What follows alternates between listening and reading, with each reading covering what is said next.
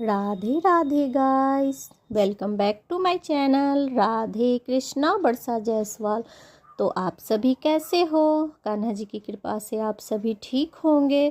तो गाइस, ये अक्षय तृतीया का मैं दूसरा ब्लॉग्स आप लोगों के साथ शेयर कर रही हूँ, जिसमें कि मैं आप लोगों को बताऊंगी अगर हमने धन की पोटली नहीं स्थापित की है तो हम धन की पोटली किस प्रकार से स्थापित कर सकते हैं, उसमें हम लोग क्या क्या सामग्री डालेंगे और किस प्रकार से उसको बनाएंगे, और इस दिन हम लोग भगवान को क्या भोग लगाएं, इस दिन हम भगवान को क्या अर्पित करें जिससे भगवान प्रसन्न होंगे हम पे। और गाइस, इस दिन हमें क्या क्या खरीदारी करना चाहिए और इस दिन हमें चंदन का लड्डू किस प्रकार से बनाना चाहिए, तो ये सारी जानकारी मैं आप लोगों के साथ शेयर करूंगी।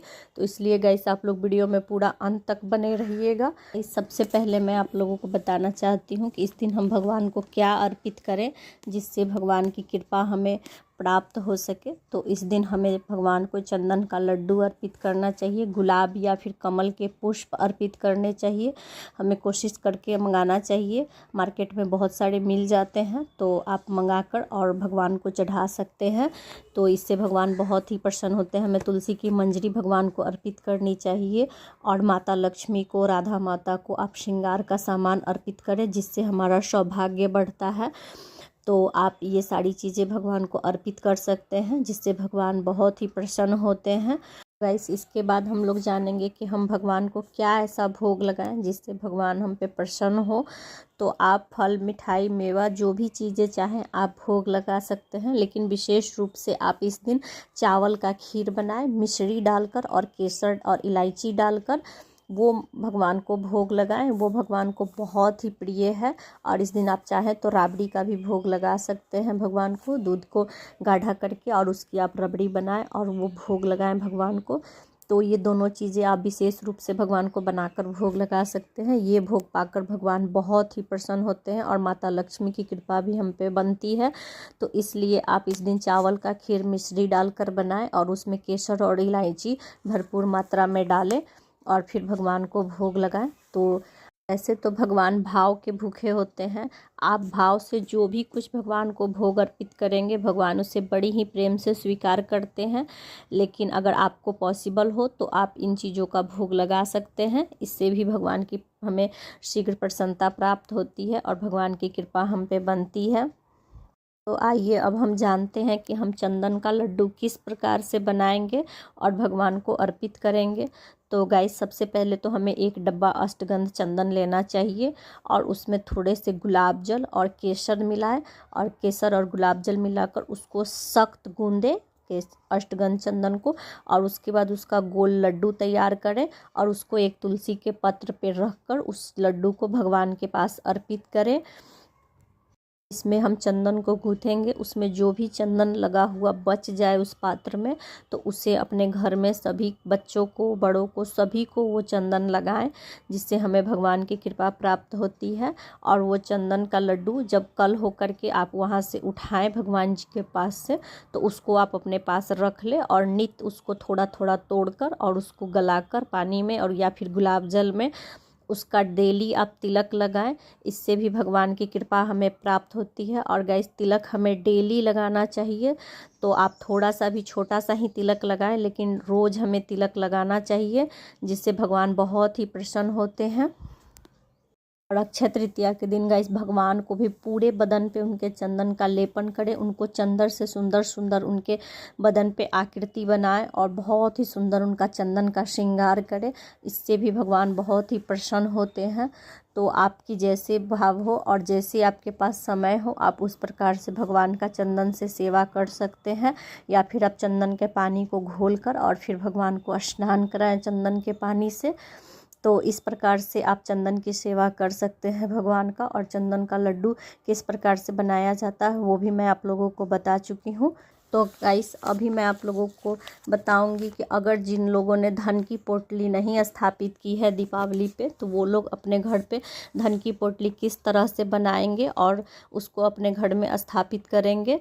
तो उसके लिए मैं कुछ सामग्री बताऊंगी। तो वो सारी चीज़ें, एक लाल रंग की झोली आप ले आए, मार्केट में बनी बनाई मिलती है, और अगर नहीं मिले तो आप टेलर में या फिर आप खुद से भी तैयार कर सकते हैं। एक लाल कपड़ा, रेशमी चमकदार कपड़ा ले और उसका खूब अच्छा झोली जैसा बना ले। गाइस, ये कुछ सामग्री है जो कि मैं बता रही हूँ। तो इन सारी सामग्री को एक जगह आप एकत्रित कर लें और उसके बाद ये माता लक्ष्मी के पास रखकर और नारायण जी के पास रखकर आप इन झोली को भरें और माता लक्ष्मी से प्रार्थना करें कि हे माता, मैं इस झोली को भर रहा हूँ जिस तरह से, उसी तरह से मेरे घर में धन्य धान की वृद्धि हो और मेरा घर धन्य धान से भरा हुआ रहे। तो आप इस प्रकार से प्रार्थना करें और इस झोली को भरें। तो आप झोली में भरने के लिए क्या क्या सामग्री चाहिए वो मैं आप लोगों को बता देती हूँ। सबसे पहले हमें एक लाल पोटली चाहिए जिसमें कि हम उस सारे सामग्री को भरेंगे। और फिर हमें धनिया चाहिए होगा, हल्दी की गांठ चाहिए होगी, कमलगट्टा चाहिए होगा, कौड़ी, गौमुखी चक्र चाहिए होगा, सोने या फिर चांदी का सिक्का चाहिए होगा, कुछ नए नोट चाहिए होगा। सोने और चांदी का सिक्का पुराने धन के गिनती में आते हैं और कुछ नए नोट नए धन के आगमन के लिए हम डालते हैं कि हमारे घर में पुराने धन जो है वो स्थिर रहे और नए धन के आगमन हो। तो इसलिए हमें कुछ नए नोट डालने चाहिए। लौंग डाल सकते हैं, इलायची डाल सकते हैं, कपूर डाल सकते हैं, कसैली डाल सकते हैं। तो इन सब की खुशबू से माता रानी बहुत ही आकर्षित होती हैं और आपकी तरफ धन का खिंचाव होता है, जिसके कारण माता लक्ष्मी आपके घर में अस्थायी निवास बनाती हैं। तो आप ये सारी चीज़ें डालें, फूल डालें, दुर्वा डालें, केसर डालें। तो ये सारी चीज़ें आप डालकर और धन की पोटली तैयार करें और उसको उस दिन माता लक्ष्मी के पास ही रहने दें। और कल होके फिर आप अपने तिजोरी में जहाँ आप पैसा रखते हो या फिर जो भी आपके पास जगह हो, गल्ला हो या फिर दुकान हो, जहाँ भी आप उस पोटली को स्थापित करना चाहते हैं तो आप वहाँ पे इस धन की पोटली को स्थापित कर दीजिए। इससे माता लक्ष्मी की कृपा आप पे बनी रहेगी। एक बार मैं फिर से सारी सामग्री आप लोगों को नोट करवा देती हूँ।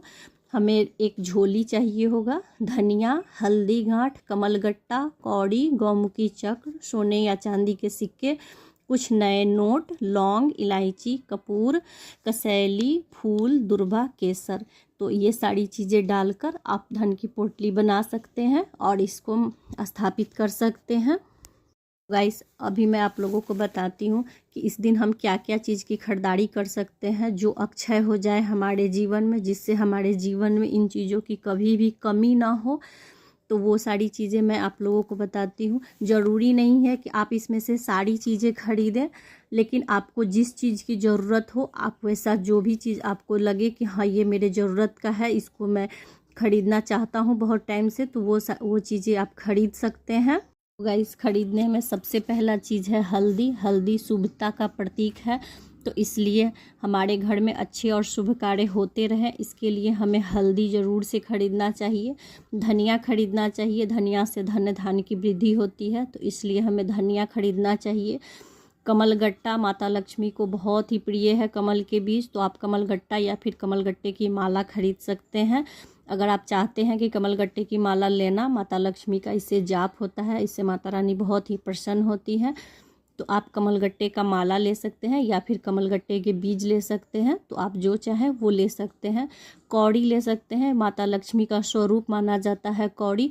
गौमुखी चक्र ले सकते हैं, ये भी माता लक्ष्मी का स्वरूप माना जाता है। चांदी का सिक्का ले सकते हैं, चांदी का सिक्का लेना इस दिन बहुत ही शुभ होता है। चांदी की आप चरण पादुका ले सकते हैं माता लक्ष्मी की। माता लक्ष्मी के चरण घर में इस दिन स्थापित करना बहुत ही शुभ होता है।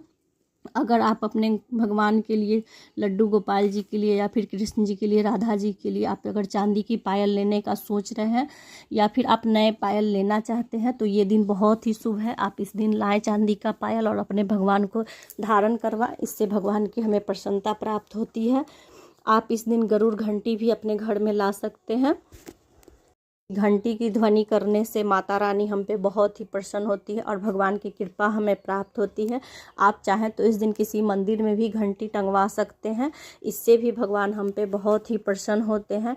इस दिन आप शंख खरीद कर ला सकते हैं और शंख की स्थापना कर सकते हैं।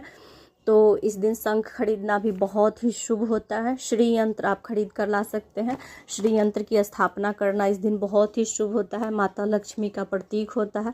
अगर आप लड्डू गोपाल जी की सेवा लेना चाहते हैं और आप बहुत दिन से सोच रहे हैं लड्डू गोपाल जी को घर लाने के लिए, तो यह दिन बहुत ही शुभ है। आप लड्डू गोपाल जी को भी इस दिन घर पे ला सकते हैं। अगर किसी भी वजह से आप दीपावली पे लक्ष्मी जी गणेश जी को स्थापित नहीं कर पाए हैं, या फिर आपके किसी भी वजह से लक्ष्मी जी गणेश जी खंडित हो गए हैं, या फिर फ़ोटो ख़राब हो गया है, तो आप इस दिन लक्ष्मी गणेश जी की भी प्रतिमा अपने घर में स्थापित कर सकते हैं। और गैस इस दिन आप लक्ष्मी नारायण जी के किसी भी स्वरूप को अपने घर में स्थापित कर सकते हैं, जैसे कि लक्ष्मी नारायण हो गए, राम दरबार हो गए, राधे कृष्ण हो गए। तो आप जो भी स्वरूप का पूजा करते हो, अगर आप सोच रहे हैं उनकी स्थापना करने की, तो यह दिन बहुत ही शुभ है। इस दिन आप उनको लाकर और इस दिन आप स्थापना कर सकते हैं। अगर गाइस आप शिवलिंग की स्थापना करना चाहते हो तो भी आप यह दिन बहुत ही शुभ है। आप इस दिन शिवलिंग लाएं और घर में अपने स्थापित करें। भोले बाबा की पूजा जो भी लोग करते हैं, तो वो अगर शिवलिंग रखना चाहते हो तो वो रख सकते हैं। और गाइस इस दिन सोने, चांदी, पीतल, तांबे के अगर आप बर्तन लाना चाहते हो तो वो भी आप ले सकते हैं। बहुत ही शुभ दिन है। अगर आप मिट्टी के बर्तन खरीदना चाहते हो तो वो भी आप ले सकते हैं, क्योंकि गर्मी के दिन है, बहुत से लोग फ्रिज का पानी नहीं पीते हैं, मटके का पानी पीते हैं। तो आप इस दिन चाहें अपने भगवान जी के लिए या फिर खुद के लिए अगर आप कोई भी मिट्टी का बर्तन लेना चाहते हो तो वो आप ले सकते हैं। लौंग ले सकते हैं। इस दिन लौंग खरीदना भी बहुत ही शुभ होता है। इलायची खरीदना शुभ होता है। नमक खरीदना भी बहुत अच्छा होता है, लक्ष्मी का प्रतीक होता है। झाड़ू में माता लक्ष्मी का निवास माना जाता है, तो आप इस दिन झाड़ू भी खरीद कर ला सकते हैं। कुछ मीठा सामान खरीदना चाहिए, जैसे कि आप चीनी खरीद सकते हैं, मिश्री खरीद सकते हैं, गुड़ खरीद सकते हैं, या फिर आप मिठाई खरीद सकते हैं। तो इसमें से आपको जो भी इच्छा हो आप ला सकते हैं अपने घर पे। चावल ज़रूर से ख़रीदना चाहिए, थोड़ा सा भी चावल पूजा के लिए ही, लेकिन आप ज़रूर से थोड़ा सा चावल खरीदें। चंदन खरीद सकते हैं, या फिर केसर युक्त चंदन खरीदें, या फिर चंदन या केसर अलग अलग आप खरीद सकते हैं। और गैस अगर आप चाहें तो वाहन भी इस दिन खरीद सकते हैं। आपको जो भी गाड़ी अगर लेने की आप सोच रहे हो तो ये दिन बहुत ही शुभ है। आप इस दिन ज़मीन खरीद सकते हैं, वाहन खरीद सकते हैं। तो ये सारी चीज़ें खरीदने के लिए ये दिन बहुत ही शुभ है। आप जिस भी चीज़ की कामना करते हो कि हाँ ये चीज़ मेरे जीवन में कभी इसकी कमी नहीं होनी चाहिए, तो वो चीज़ आप इस दिन खरीदें, ताकि ये अक्षय फल को प्राप्त होगा और इस चीज़ की आपके जीवन में कभी भी कमी नहीं होगी। तो ऐसी आपके मन में जो भी कामना हो तो आप उस चीज़ को ले सकते हैं। वैसे मैंने इतनी सारी चीज़ें बताई हैं, ज़रूरी नहीं है कि इसमें से आप सारी चीज़ें लें। जितना कि आपका ज़रूरत हो और जितना आपको पॉसिबल हो, इसमें से आप वो चीज़ें खरीद सकते हैं। इससे भगवान प्रसन्न होते हैं और इस दिन को आप अपना अच्छे से मनाएं। और गाइस इस दिन आप जौ भी खरीद सकते हैं। तिल जौ भी खरीदना बहुत ही शुभ होता है। जौ सोना के सामान माना जाता है, तो जौ अगर आप सोना नहीं खरीद पा रहे हैं तो आप जौ खरीदें, जौ का दान कर सकते हैं। तो गाइस ये कुछ जानकारी थी जो मैं आप लोगों के साथ शेयर की हूँ कि अक्षय तृतीया के दिन हमें क्या क्या खरीदना चाहिए, किस प्रकार से हमें चंदन का लड्डू बनाना चाहिए, धन की पोटली हमें किस प्रकार से बनानी चाहिए, और भगवान को हम क्या क्या भोग लगा सकते हैं, क्या चढ़ा सकते हैं, किस प्रकार से हम उनकी पूजा अर्चना करें जिससे कि हमें उनकी प्रसन्नता, भगवान जी की प्रसन्नता हमें शीघ्र अतिशीघ्र प्राप्त हो। तो ये कुछ कार्य मैं बताई हूँ जो आप कर सकते हैं, जिससे भगवान आप पे शीघ्र प्रसन्न होंगे। और गाइस इस दिन कोई भी बुरे कर्म न करें और जितना ज़्यादा हो सके नाम जाप करें और भगवान की सेवा करें, भगवान का पूजन करें, भगवान की सेवा में अपने जीवन को अर्पित करें। भगवान इस अक्षय तृतीया पे आप सभी की मनोकामना को पूर्ण करें, ऐसा मैं कृष्ण जी से, राम जी से प्रार्थना करती हूँ। गाइस अगर आप लोगों को वीडियो थोड़ी सी भी अच्छी लगी हो तो like, share and subscribe. Radhe Radhe, Radhe Radhe, Radhe Radhe.